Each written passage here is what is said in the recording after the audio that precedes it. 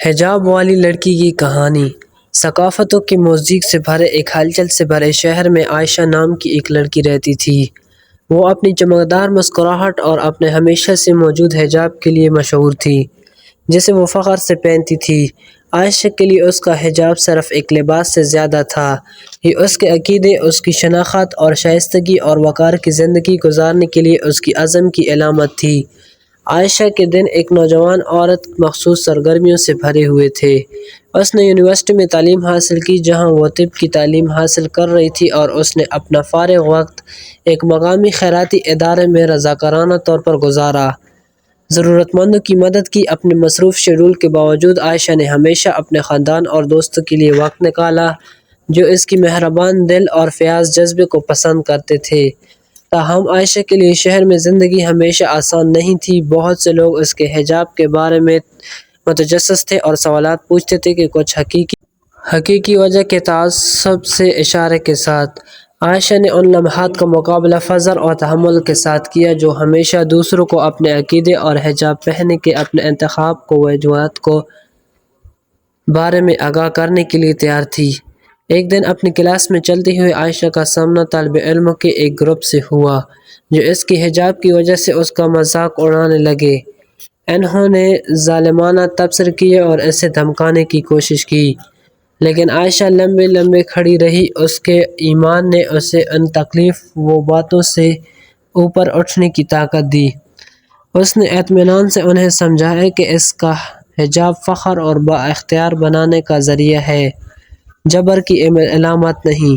جیسا کہ انہوں نے فرض کیا تھا، اس کی ہمت اور اعتماد نے انہیں بے آواز چھوڑ دیا، اور وہ آخرکار اپنے رویے پر شرمندہ ہو کر وہاں سے چلے گئے۔ اس طرح کے چیلنج کے باوجود عائشہ نے اپنی پڑھائی اور اپنے رضاکارانہ کام میں شاندار کارکردگی کا مظاہرہ جاری رکھا۔ اس کی لچک اور لگن نے اس سے اپنے پروفیسروں اور ساتھیوں کی عزت اور تعریف حاصل کی۔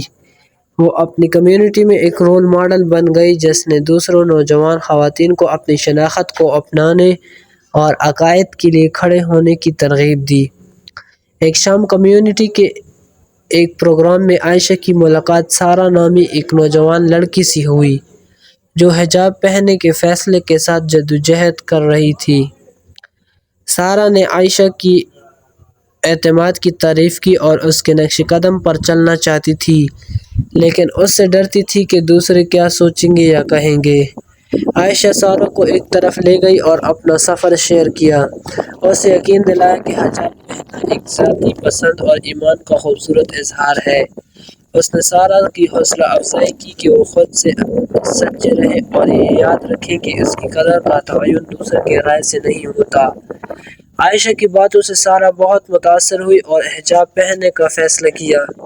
عائشہ کے تعاون سے اس نے اپنے خوف کا سامنا کیا اور اپنی شناخت کو قبول کیا۔ وقت گزرنے کے ساتھ ساتھ بھی دوسروں کے لیے تحریک کا ذریعہ بن گئی، جس سے ظاہر ہوتا ہے کہ حقیقی طاقت اور خوبصورتی اندر سے آتی ہے۔ جیسے جیسے سال گزرتے گئے، عائشہ اپنی مہربانی اور اٹل ایمان کے ساتھ بہت سے لوگوں کی زندگیوں کو چھوتی رہی۔ اس کی کہانی اندرونی طاقت اور اپنے عقائد کے لیے کھڑے ہونے کی اہمیت کا ثبوت بن گئی، چاہے وہ رکاوٹیں ہی کیوں نہ ہوں۔ اپنے سفر کے ذریعے عائشہ نے ثابت کیا کہ حجاب والی لڑکی کچھ بھی ہو سکتی ہے جو وہ بننا چاہتی ہے: ایک طالب علم، ایک رضاکار، ایک رول ماڈل اور دوسروں کے لیے امید کی کرن۔ اور ایسا کرتے ہوئے اس نے دنیا کو دکھایا کہ حقیقی خوبصورتی دل اور روح میں ہے، جو سب کو دیکھنے کے لیے چمکتی ہے۔ عائشہ کی یہ کہانی ان لوگوں کی طاقت اور لچک کو اجاگر کرتی ہے جو چیلنجوں اور تعصب کا سامنا کرنے کے باوجود اپنی شناخت اور عقائد کا اظہار کرنے کا انتخاب کرتے ہیں۔